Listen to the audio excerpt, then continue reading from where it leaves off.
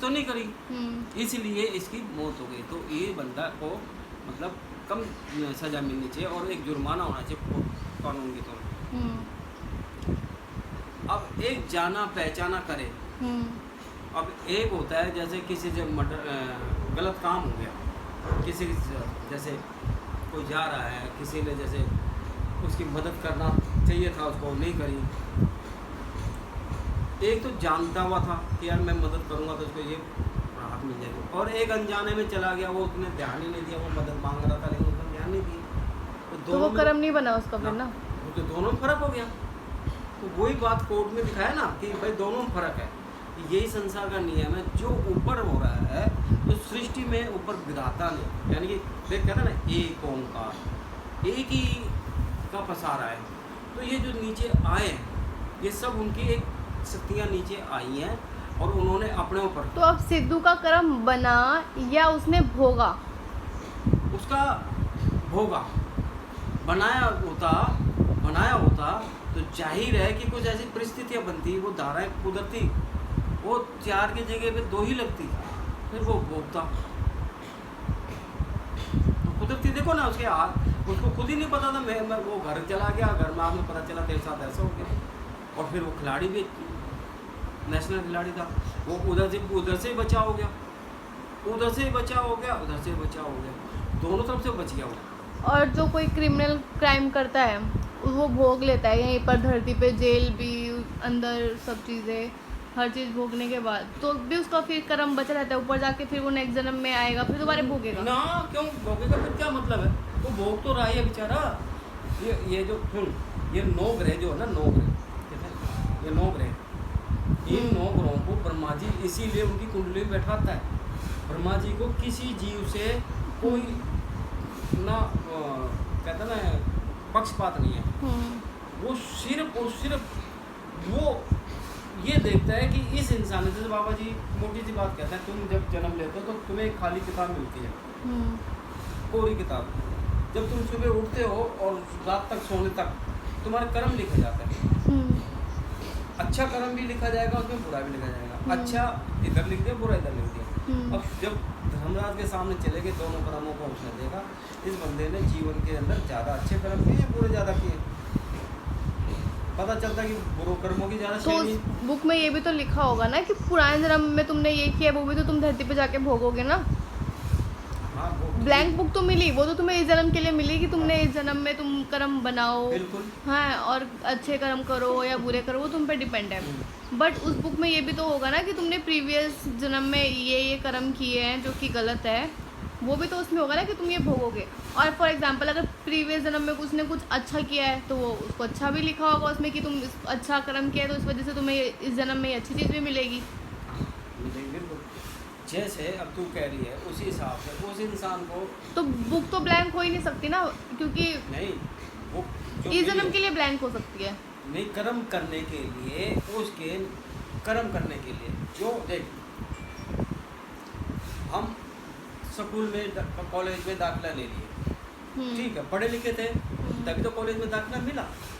एक बिल्कुल अनपढ़ को कॉलेज में दाखिला नहीं मिल सकता। एक बात को समझना, वो शुरू से पहली क्लास से और 12वीं क्लास तक किया तभी तो उसको मिला। इसी तरह जब इंसान अच्छे और बुरे दोनों कर्म करता है तो उन कर्मों के आधार पे करते करते ही तो जाके ऐसा लगता है कि ये बंदे को अब मनुष्य जन्म मिलना चाहिए। यहाँ पे एक सवाल और, अब आप कह रहे हो जैसे कि ये जो भोग जूनी होती है, फॉर एग्जांपल जितने भी ये बनते हैं, बर्ड बनते हैं, एनिमल्स बनते हैं, जितने भी बनते हैं, आपके अकॉर्डिंग ये भोग जूनी है, तो इसमें वो अच्छे कर्म क्या, बुरे कर्म क्या, तो उसके अकॉर्डिंग तो मनुष्य जन्म कैसे मिले? यही तो मेरा भी क्वेश्चन है, कोई मिले तो फिर मनुष्य जन्म आप कहना, फिर उनको मनुष्य जन्म बहुत वैसे मिलता है कि अच्छे कर्म करने के बाद मनुष्य जन्म मिलता है? नहीं, फिर मैं ये नहीं कह रहा।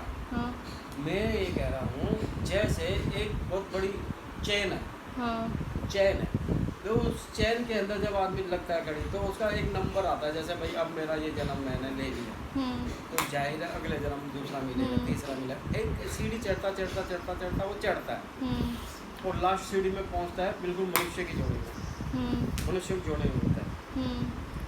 तो वो मनुष्य की जब जोड़ी मिलती है तो उसके प्रारब्ध कर्म होते हैं पीछे, पीछे के कर्म, तो अब वही तो, अब जो मनुष्य की जूनी मिल रही है तो उसके पीछे के कर्म कैसे हो गए? तो उससे पहले तो मनुष्य रहा होगा। अगर मनुष्य रहा ही नहीं ऐसा उसका कैसे होता है?